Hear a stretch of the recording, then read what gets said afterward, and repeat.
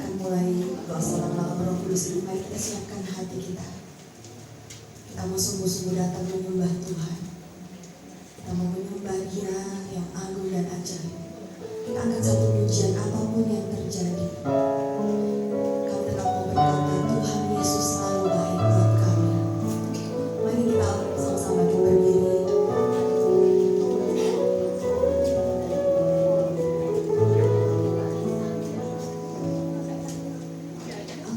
Apapun yang terjadi di dalam hidupku, selalu ku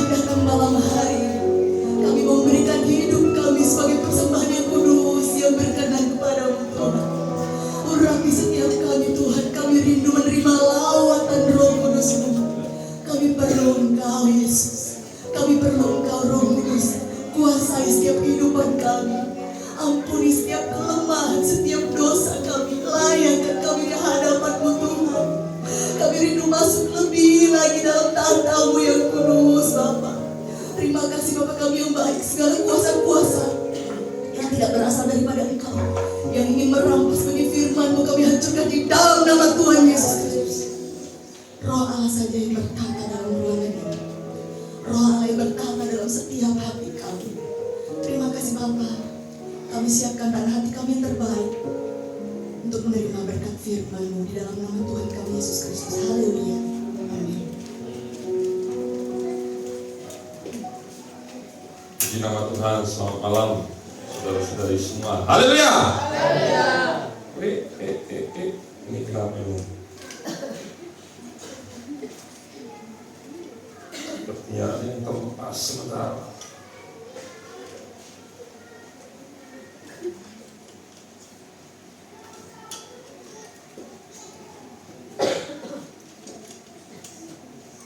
Ya, puji nama Tuhan. Hari ini saya akan memberikan satu tema, yaitu jangan mencobai Tuhan.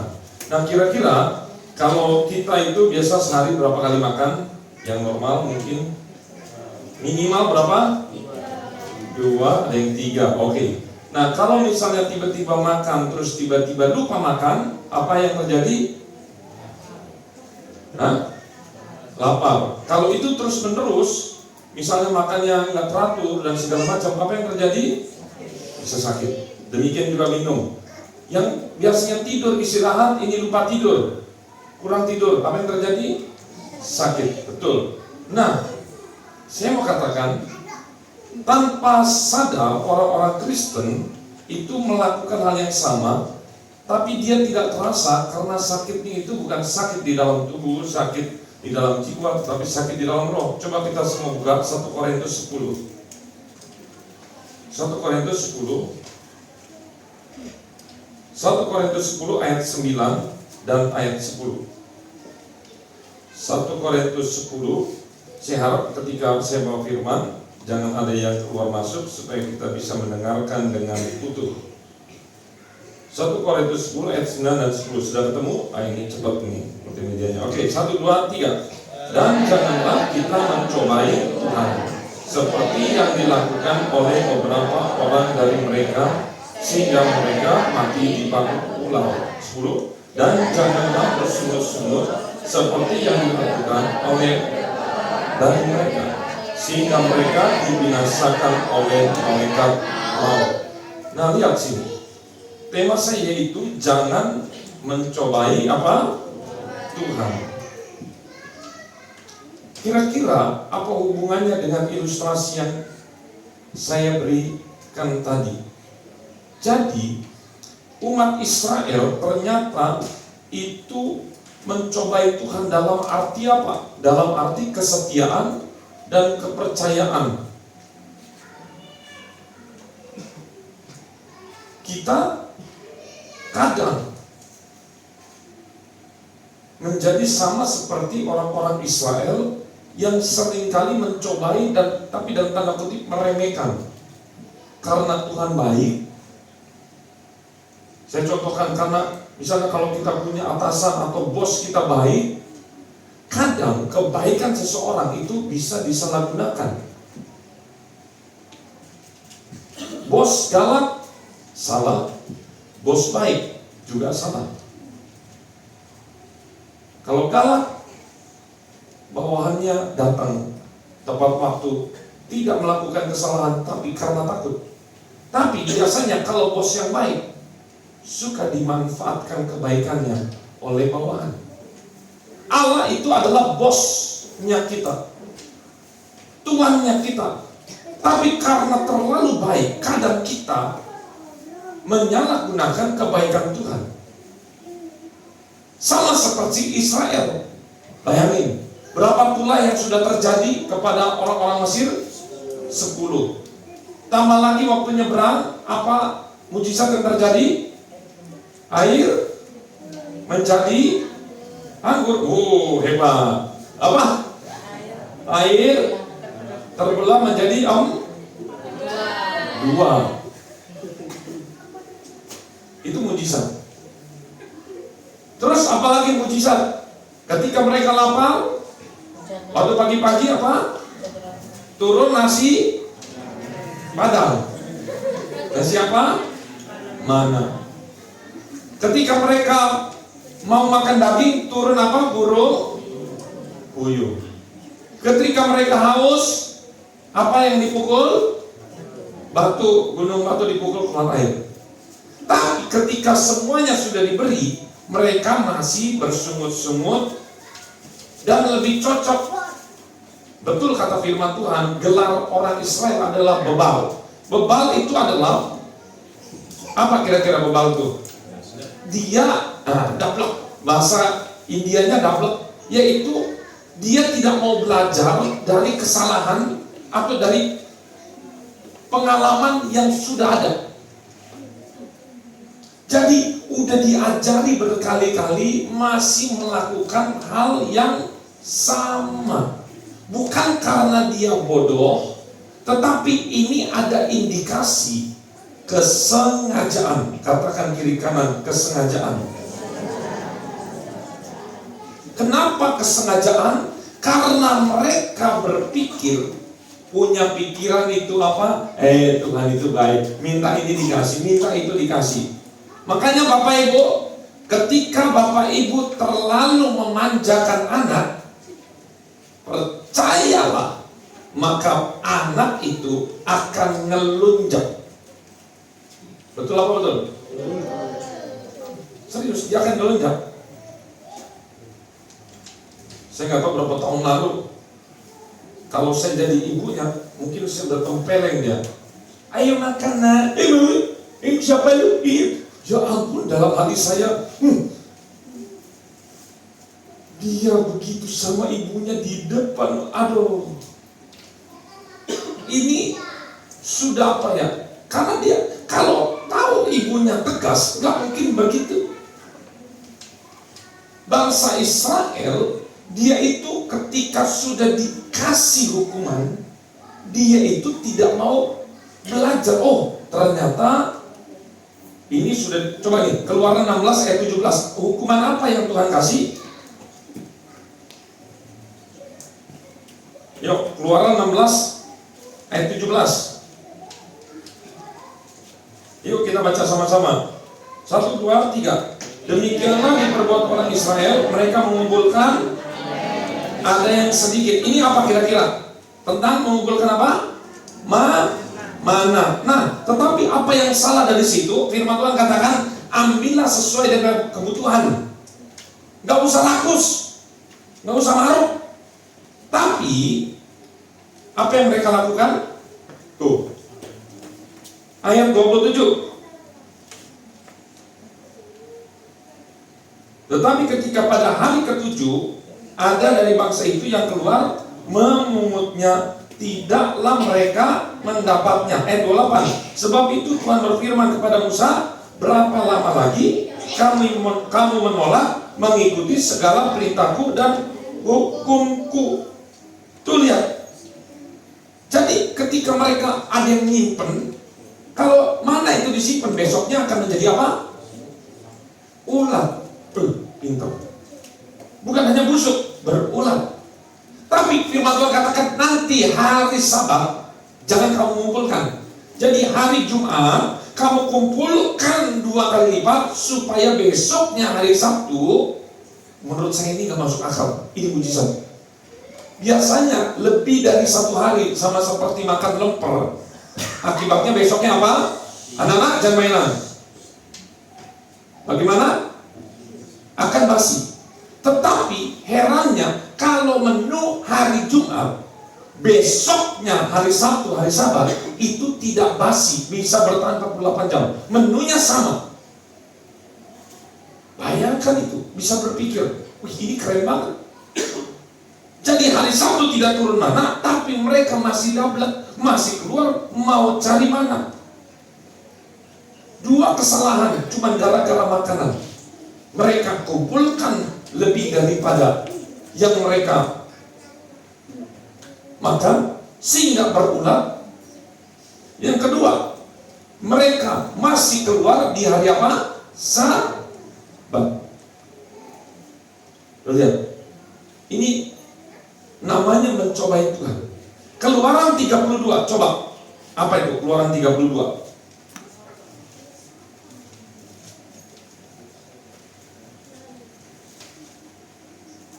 Tentang apa ini?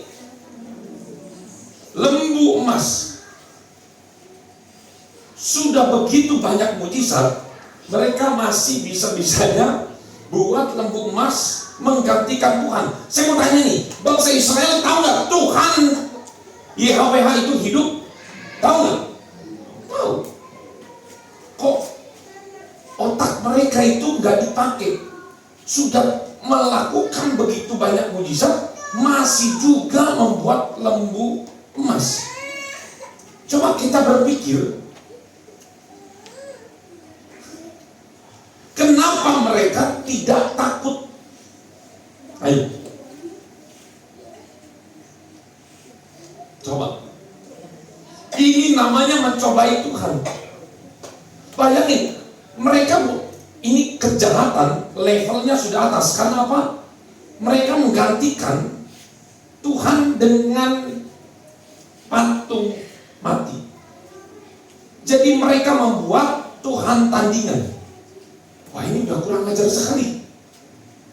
Ini namanya kalau suami istri dia udah selingkuh, mending selingkuhannya lebih cantik, lebih ganteng. Selingkuhannya udah lebih jelek, ini lembu emas.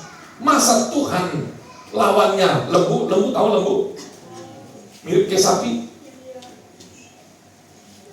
Masa Tuhan dibandingkan dengan sapi? Lawannya sapi? Ini menghina. Dan lagi-lagi Israel mencobai Tuhan. Mereka tahu hidup. Coba satu kali lagi, Bilangan 21.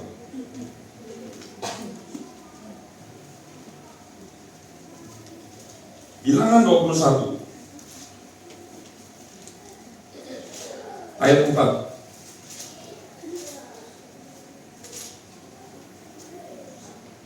Tuh, judulnya apa? Ular tembaga. Tahu nggak cerita ini? Jadi mereka dihukum, apa yang keluar? Ular apa namanya? Jangan bilang ular tembaga. Ular tembaga ini yang menyembuhkan mereka. Ini lambang salib Yesus, gambaran. Tetapi yang memanggut mereka adalah ular B. Ular apa? Ular beludak atau enggak ular tedung. Nah ini di ayat 8 nih, ada nih. Buatlah ular tedung dan taruhlah itu. Nah nih, tuh lihat. Tedung, tuh lihat. Bisa bayangkan, karena mereka itu bersungut-sungut, Tuhan keluarkan ular-ular yang di padang pasir ini memanggut mereka. Yang dipanggut, tapi lihat ada tiang ular dari tembaga. Hidup ini lambang tentang salib Yesus. Lihat ini. Lagi-lagi mereka membuat kesalahan yang sama. Kok yang berulang? Puncaknya di mana? Puncaknya ketika apa? Puncaknya ketika Musa mengutus berapa? 12 pengintai. Pengintai yang baik siapa namanya? 2 orang, Yosua dan Kaleb. Mereka mau melempari Yosua dan Kaleb dengan batu. Karena apa? Mereka percaya kepada 10 pengintai. Lagi-lagi mereka mencobai Tuhan. Siapa lagi tokoh selain bangsa Israel? Yaitu Simson. Ayo, apa yang kira-kira Simson mencobai Tuhan? Pertama, orang tuanya sudah berkata, Simson jangan nikah dengan orang di luar Israel, tapi dia nikah sama orang Filistin. Kedua, menjadi nazir Allah tidak boleh menyentuh bangkai. Tetapi waktu dia habis bunuh singa, dia pulang ada sarang madu di mulutnya, dia ambil madu. Memang nggak nempel. Dia ambil madunya, dia nggak nempel bangkainya, tapi ini sudah mulai coba-coba. Yang terakhir kesalahan fatalnya, sudah tahu dikatakan jangan dikasih tahu kekuatanmu sekaligus kelemahanmu. Di mana Simpson? dirambut. Malah dia coba-coba, malah dikasih tahu beneran kekuatannya. Siapa lagi? Ada lagi Bileam. Bileam itu sudah ada mujizat apa? Ketika dia naik apa? Naik unta. Salah lagi. Naik apa?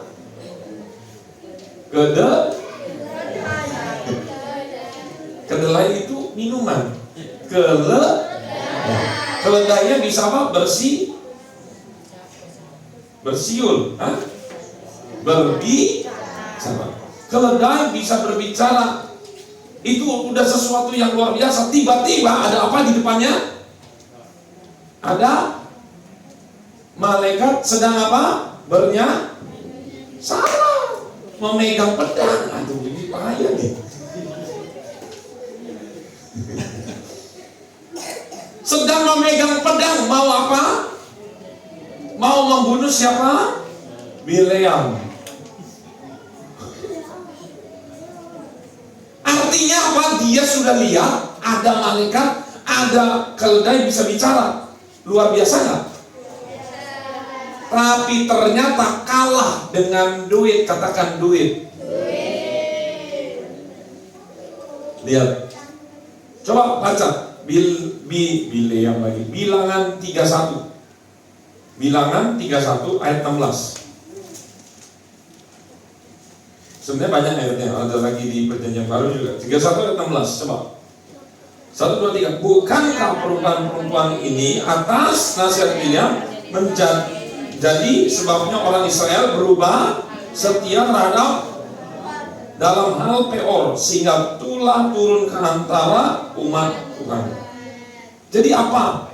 Jadi ternyata Balak ini, Raja Balak ini menyuruh Bileam untuk menyumpahi, mengutuki Israel. Tapi Tuhan katakan gak boleh. Akhirnya betul, dia bukan mengutuk Israel, tapi dia malah memberkati. Terus berulang. Tetapi lihat, setelah itu selesai, dia mau pulang, dia bisikin kepada Balak. Balak, hai Raja Balak, kalau engkau mau menghancurkan Israel, saya punya cara lain, yaitu dengan cara apa? Kamu keluarkan perempuan-perempuan pelacur ini, semuanya keluarkan, biarkan bergabung dengan tentara Israel, nanti mereka bersetubuh dan mereka dibawa ke kuil-kuil penyembahan. Nah, ini. Sehingga tentara-tentara itu ditarik gratis loh ini. Dibawa menyembah kepada Allah-Allahnya Balak bin Zippor ini. Setelah itu betul, karena nasihat dari Bileam, bangsa Israel mengalami tulah yang mengerikan, banyak yang mati. Ini Bileam jahatnya gak ketulungan. Dia tahu Tuhan ada.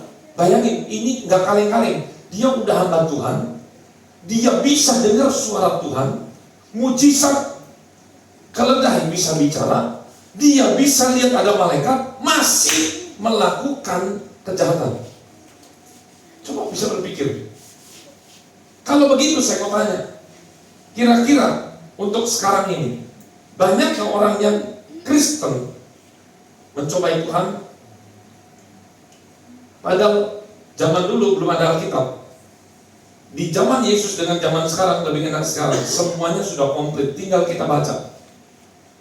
Tetapi di zaman sekarang kekristenan masih kita mencobai Tuhan. Contohnya, coba kita ingat-ingat 10 tahun lalu atau 20 tahun lalu, kita itu siapa? Bukan siapa-siapa. Dulu, sebelum seperti sekarang, rajinnya bukan main. Kalau doa udah nangis, rajin berkorban, rajin pelayanan, nggak sombong, rendah hati, jangan ribut.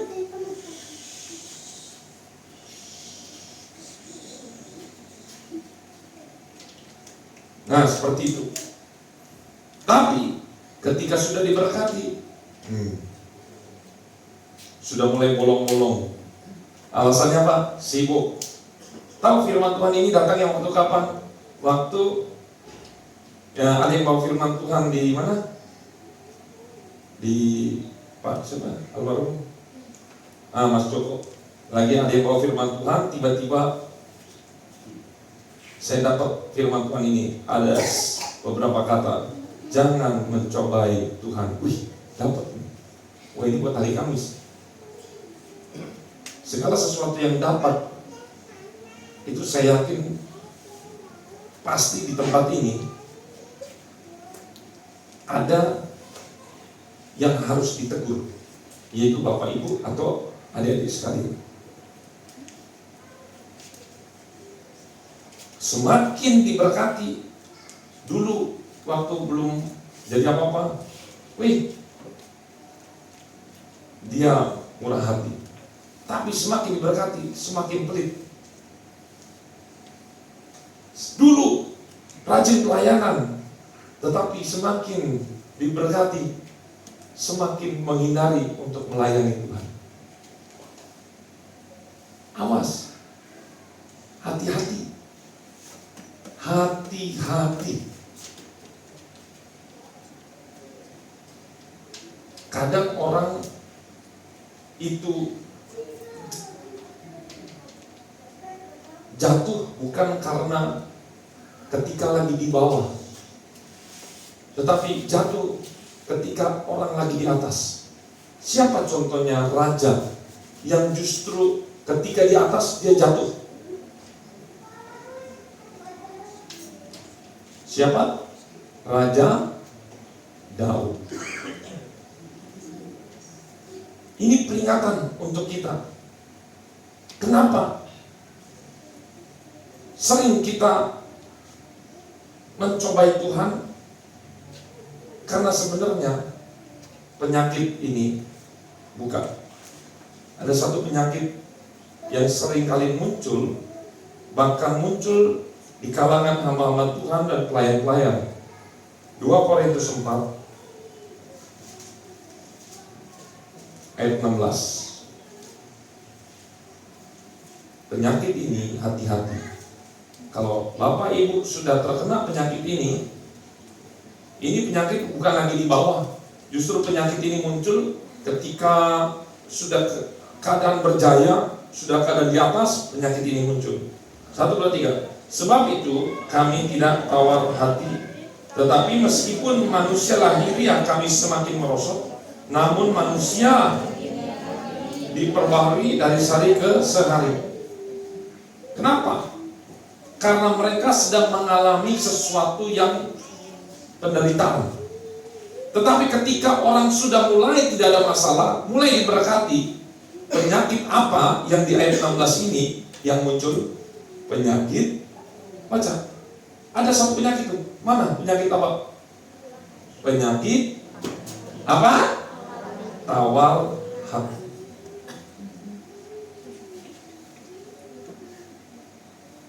Ilustrasi saya gampang. Ketika seorang pacaran sudah nggak ada rasa cinta lagi. Dulu waktu lagi cinta-cintanya, mau hujan, badai, geledek apa, banjir, terobos. Tapi ketika udah cintanya hilang, nggak ada hujan, cerah sekalipun, males. Serius. Penyakit tawar hati kepada Tuhan adalah penyakit yang kronis. Makanya kadang ketika orang sudah tawar hati, Tuhan kasih imbus, penambah vitamin dengan cara apa? Tiba-tiba anak yang dikasihinya mengalami musibah, supaya hatinya itu bergejolak lagi, supaya matanya itu mengeluarkan lagi air mata, supaya mulutnya mulai berseru Tuhan, karena mulutnya sudah diam, matanya sudah gak mulai keluar air mata lagi, kakinya udah berat datang ke rumah Tuhan. Tuhan izinkan, karena ada firman Tuhan, Coba cari mengasihi anak. Tuhan menghajar orang yang dikasih anak. Ini ayat terakhir. Di mana itu ya? Di belakang-belakang ini.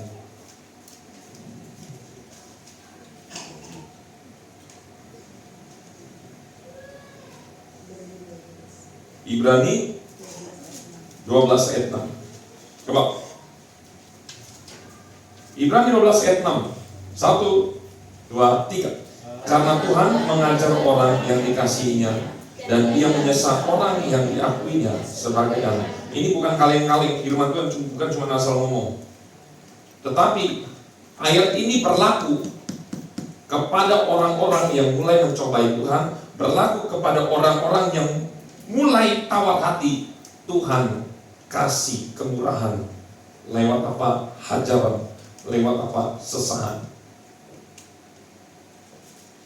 Itu baik. Dan bersyukurlah kalau kita udah mulai jauh dari Tuhan, masalah itu datang lagi. Bersyukur. Bersyukur. Tetapi ada tawaran kedua. Sebelum itu datang, ayo, jangan gada Tuhan mulai teracup baru kita bertobat, baru kita menyala-nyala lagi melayani Tuhan. Tetapi muncullah kesadaran, apapun yang terjadi, suka duka hati saya tetap menyala-nyala untuk melayani Tuhan, tidak tawar hati. Amin. Mari kita masuk di dalam doa.